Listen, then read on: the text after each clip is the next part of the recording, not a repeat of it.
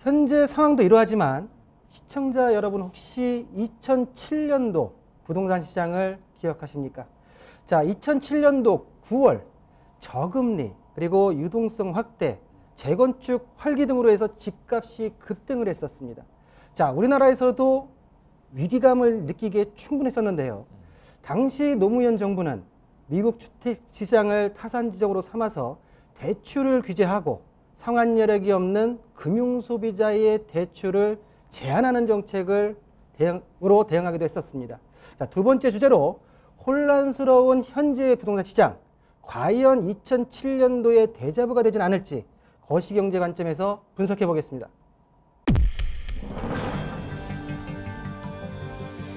(2007년) 미국발 서브프라임 모기지론 사태를 기억하시나요? 미국 정부는 경제 활성화를 위해 저금리 정책을 폈고 그로 인해 가계 대출이 늘고 집값이 폭등했는데요. 당시 한국도 금리가 인하되고 유동성이 확대되는 상황에서 재건축 사업이 활기를 띠며 집값이 급등했습니다.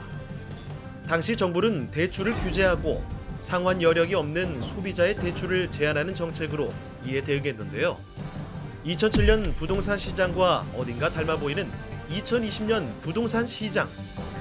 코로나19로 인한 경제 불확실성, 제로금리 시대, 넘치는 유동성이 2007년의 주택시장을 본 듯한 데자뷰 같다고 해도 과언이 아닌데요.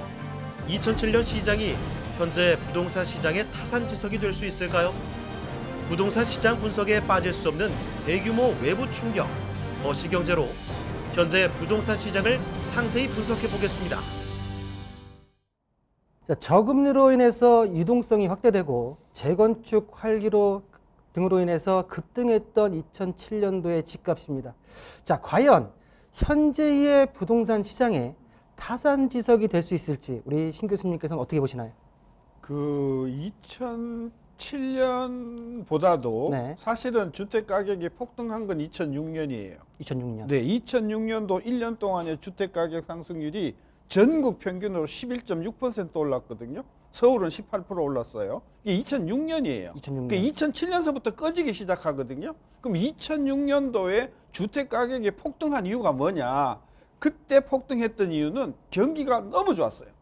경기가. 네, 그리고 그 과열된 경기를 좀 식히려고 한국은행은 3.75% 하는 기준금리를 4.5%로 전격 올려버려요. 네. 그래서 2006년도, 7년도의 주택가격, 그 노무현 대통령 시절인데 폭등한 것은 경기가 너무 좋았다. 그리고 경기가 좋으니까 시중은행들이 막 대출을 많이 하면서 유동성이 굉장히 폭등을 했어요. 그래서 2006년도, 7년도 주택가격의 폭등은 엄청난 성장률이 얼마였냐면요. 5.8%였고요. 민간 소비 증가율이 실질 기준으로 5.5%였었어요. 그러니까 엄청나게 경기가 좋다 보니까 이제 주택 가격을 끌어올렸었거든요. 근데 실제로 기준금리는 막 경기가 너무 과열되니까 그걸 막 올리던 상황이었기 때문에 지금하고 대비해서 또 뭐 2008년 같은 금융위기가 오는 거 아닌가 이렇게 그러니까 이렇게 단순하게 대비하는 것은 왜냐하면 지금 경기 안 좋잖아요. 그렇죠. 그렇죠? 그래서 또 2008년도에 그 금융위기가 온 것은 발단이 어디였어요? 미국이었거든요. 네. 지금 미국에 그런 그 서브프라임과 같은 그런 위기는 없거든요. 단지 이제 우려할 건 뭐냐면 지금 미국에서 장기금리가 계속 좀 오르고 있어요. 네네. 그래서 이 장기금리가 올라감에 따라서 우리나라가 금리가 올라올 건가 안 올 건가 그게 문제이긴 한데 한마디로 말씀드려서 2007년도 8년도와 같은 주택가격의 폭락 현상은 현재로서는 우리가 상상하기가 좀 어렵다 그런 이야기. 네, 알겠습니다. 네. 자, 2007년도 당시에 부동산과 관련된 언론 기사를 한 2개 정도만 인용을 좀 해보겠습니다. 자, 분양가 상한제와 그리고 청약 가점제 같은 정책 효과로 금융권을 통한 돈줄 제기가 여전히 위력을 보이고 있고요. 미국발 서브프라임 모기지론 사태 등도 시장 안정에 기여를 하고 있다는 게 첫 번째 기사고요. 자, 두 번째로는 대출 규제가 여전하기 때문에 주택 수요가 늘어나긴 힘들고 또한 양도세와 보유세 강화로 인해서 거래 위축은 더욱 심화할 것이다 라는 언론 기사가 2007년도의 기사 내용입니다. 기사 내용 중에서 미국발 서브프라임 모기지론 사태를 코로나19로 바꾸면 2000년도의 기사라 해도 과언이 아닐 듯합니다. 네. 우리 최영일 평론가님께서는 2007년도에 발생한 세계 금융위기와 그리고 현재 코로나19의 경제적 위기, 이 코로나19가 과연 부동산 시장에 미칠 영향은 어떻게 보시는지 한번 네네. 말씀해 주시죠. 지금 기사를 그렇게 또 대비시켜 주시니까 묘하게 닮은 꼴이에요. 네. 예, 그래서 아주 흥미진진한 대목인데 네. 역사는 반복되는 것인가? 그런데 아까 이제 식 교수님 말씀처럼 서프라임 모기지 때는 이 미국에서 신용도에 비해서 과도한 대출을 그야말로 이 주택을 사는 것에 네. 펑펑 돈을 썼다가 이 버블이 한 방에 터지는 거죠. 그러면서 이제 미국 시장이 폭락하니까 그 외환 위기가 이제 전 세계로 파장을 이루었던 우리도 직격탄을 받았죠. 이게 이제 사실은 참여정부 때 시작이 됐지만 MB 정부 때 이것 때문에 상당히 경제적인 고통을 받았습니다. 네. 그러니까 우리가 뭔가 좀 성장 정책을 피려고 하면은 외부의 요인 때문에 정말 우리가 방어하다가 정권이 급급하게 끝나는 경우를 이제 안타깝게 많이 보는데 하나는 우리 시장 경제를 때렸다. 그래서 결국은 아까 말씀하신 대로 우리 이제 위축돼 있죠. 지금 우리는 성장률을 가지고 싸울 때 우리가 마이너스를 하지 않기 위해서 버틴 적은 없어요. 최초예요. 0 아래로 떨어진 게. 사실은 우리가 이제는 저성장으로 가고 있다. 그래도 이제 3% 내외에서 싸움을 하고 있었는데 지금은 마이너스 1에서 네. 더 떨어져서는 안 되겠다. 홍남기 경제부총리가 어떻게든지 0을 방어하겠다. 플러스를 찍고 끝내겠다. 올해 일단 어렵습니다. 내년도 쉽진 않아 보입니다. 이것은 지켜봐야 되는 상황인데 그런데 그 방향은 반대인데 플러스와 마이너스의 방향은 반대인데 묘하게 효과는 현상은 비슷하게 나타나요. 현상은. 네, 현상은 하나 비슷하게 나타나고 두 번째 유사점은 뭐냐면 아까 잠깐 자막에 흘러갔지만 유동자금의 문제예요. 유동자금. 예. 그 문제는 지금 경제 어렵고 우리 서민들, 중소상공인 그리고 자영업자는 정말 죽을 맛인데 문제는 유동자금은 투자할 곳을 찾아서 굉장히 금류를 형성하고 있어요. 이게 부동산 시장을 한번 훑었어요. 그래서 이제 정부가 핀셋 규제를 계속한 겁니다. 투기 과열지구 지정하고 수도권 다 꽁꽁 묶으니까 또 지방으로 내려가고 지방도 규제하고 이 두더지 잡기 게임이 시작되는 거 아닙니까? 그렇죠. 그런데 이제 이 유동자금 일부가 또 연 후반에는 이 동학개미들과 합쳐지면서 이 부동산 시장에서 또 이 주식시장으로 튀는 현상이 나타났단 말이죠. 그래서 이런 전반적인 흐름이 사실은 이제 정부의 규제라는 것은 따라갈 수밖에 없는 것이고 그 흐름은 굉장히 예측 불가능하게 움직였다. 그런 점에서는 이제 이 2008년 이후에 세계적인 이 어떤 자금의 흐름 사태와 좀 유사한 어쩌면 이게 불규칙한 흐름 네. 또는 이제 어떤 튀는 현상 이런 것들을 보인다는 점에서는 예측하고 이것을 무언가 선제적으로 방어하기는 어렵다. 그래서 사실은 이 흐름 자체를 잘 컨트롤할 수 있는 방법을 찾아야 하는데 정부가 너무 힘들게 뒤쫓아서 추격전을 벌이다가 진이 좀 빠져버린 것 같은 안타까운 현상도 있습니다. 자, 우리 경제학자이신 우리 신재돈 교수님께서는 생각이 좀 많으실 것 같습니다. 자, 환율과 금리 그리고 말씀하셨던 우리 최영일 평론가님이 얘기했던 유동자금, 유동성이 굉장히 지금 풍부하게 늘어나 있습니다. 자, 모든 자산 가격을 상승시키는 요인들이 현 부동산 시장에 지금 와 있는데요. 이런 부분이 과연 부동산 시장에 어떻게 영향을 미칠지 한번 신규님 말씀해 주시죠. 그 2007년도 그 서브프라임 위기 때 그거를 촉발시킨 주도 세력은요 민간이었어요. 네. 주택이 막 가격이 오르니까 지금 영끌처럼 네네. 그냥 과도하게 붙었단 말이에요. 맞아요. 그래갖고 그 거품이 터지니까 큰일 났다 싶어서 오바마 대통령이 그 당시 이제 존 맥케인이라고 네네. 대통령 선거 공화당 후보하고 우리는 이 부분에 있어서는 손잡자 해가지고 중앙은행이 돈을 발권력을 엄청나게 동원해가지고 쑤셔 넣어서 문제를 해결을 했어요. 이번에는 어떻게 됐냐? 그게 코로나가 됐든 뭐가 됐든 계속해서 돈을 갖다 부은 게 중앙은행이에요. 네네. 돈을 엄청나게 갖다 부었어요.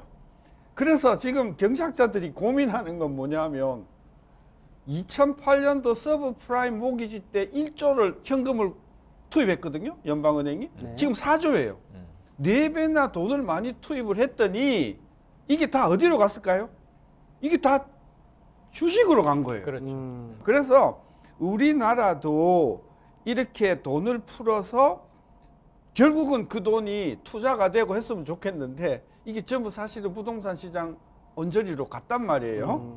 이제 앞으로 정부 당국의 고민은 이걸 어떻게 잡을 거냐.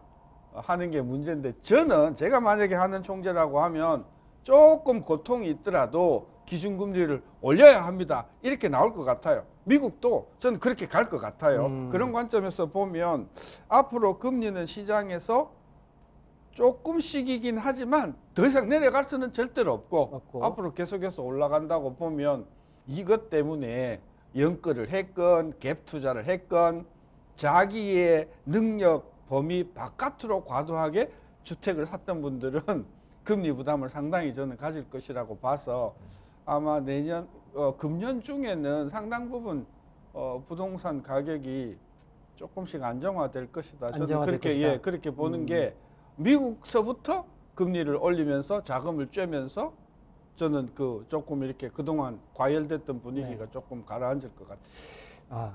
자, 그럼 이번 경제적으로 위기다. 코로나 때문에 자영업자, 서민들 굉장히 힘들고 전 세계적으로 많이 힘든데 지금 이 시기에 과연 코로나19가 아까 내부적인 어떤 속성은 틀리다고 말씀하셨지만 코로나19로 인해서 경제적인 위기가 온다고 하게 되면 부동산 가격도 하락하지 않겠느냐 라는 질문을 많이 받습니다.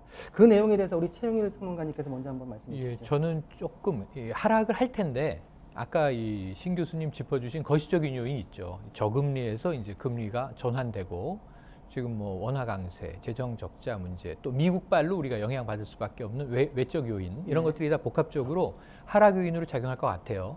코로나19가 조금 이 심리적으로 지금 어떻게 먹고 살지? 혹은 집 하나 지켜야지. 혹은 내가 가지고 있는 자산을 다 연끌해서 이 투자 가치 있는 똘똘한 한 채에다가 넣을 거야. 이런 이제 고민들이 1년을 횡행했다고 하면 지금 올해는 이제 백신이 보급되면서 한 중하반기에는 코로나를 좀 극복할 수 있겠다는 자신감이 회복되는 시점이에요. 그리고 경제도 아마 제조업을 중심으로 조금 살아날 거고 내수 시장이 가장 고통받고 위축됐었는데 이게 서비스 업종들입니다. 이게 조금 살아날 거예요. 그렇다면 이제 심리적인 여유가 조금 생기는 거죠. 그러면은 우리가 걱정했던 부분에 대해서 아까 이제 이 신 교수님이 말씀하신 것은 금리를 올리면 부담이 커지니까 이 정부 초에 갭 투자가 가계 파탄으로 갈 수 있어요. 갭 투자하지 마세요. 그러고 시작한 거거든요. 지금 24차례, 24차례의 부동산 규제는 크게 이 시즌 1, 2, 3인데 처음에는 금융 통제였어요. 금융 억제. 두 번째는 세금이었어요. 세금 때리는 거. 세 번째는 어쩔 수 없다. 공급 강화. 전 이 순서가 좀 바뀌었다면 다른 효과가 나왔을 텐데 하는 아쉬움이 있습니다. 왜냐하면 대체로 그것밖에 없거든요. 정부가 쓸 수 있는 카드라는 게.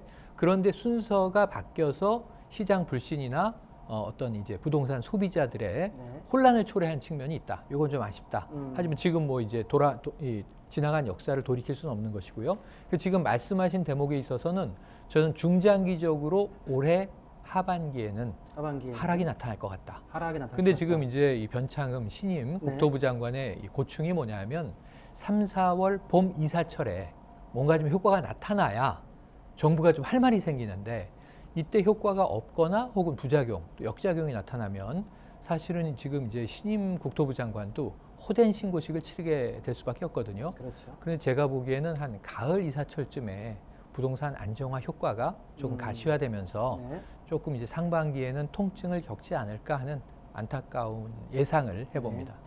심층적인 어떤 그 올해 전망에 대해서는 다음 주제에서 한번 다뤄보기로 하고요. 자, 2020년 대통령 신년 기자회견에서 나왔던 대통령의 말씀이십니다.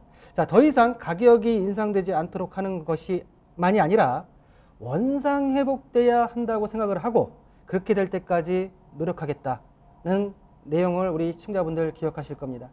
과연 대통령과 그리고 국민들이 바람대로 부동산의 안정화 그리고 주택가격의 원상 회복이 가능할지, 또한 현 정부의 여러 차례 거듭된 부동산 정책과 국토부 장관 등의 교체 등의 혼란 속에서 부동산 시장은 과연 가격 안정화와 그리고 원상 회복의 두 마리 토끼를 잡을 수 있을지, 자, 마지막 주제로 올해의 부동산 시장 구체적으로 전망해 보겠습니다.